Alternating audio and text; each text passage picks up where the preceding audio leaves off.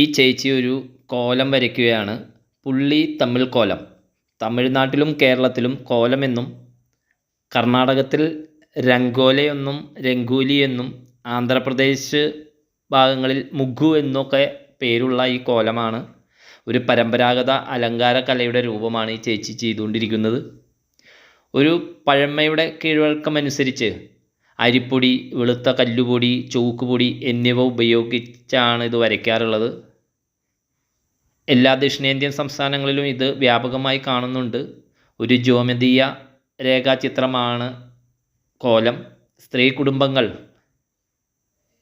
അവരുടെ വീടിൻ്റെ പ്രവേശനത്തിന് മുന്നിൽ ഇത് വരയ്ക്കുന്നു.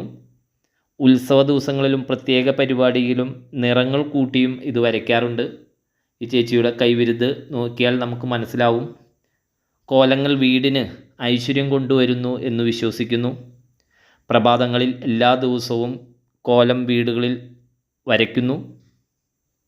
തറയിൽ നിന്ന് ഈ ചേച്ചി കൈ ഉയർത്താതെയും അതുപോലെ തന്നെ ഇടയ്ക്ക് എഴുന്നേറ്റ് നിൽക്കാതെയും സങ്കീർണമായ പാറ്റേണുകളാണ് ഇവർ വരയ്ക്കുന്നത്.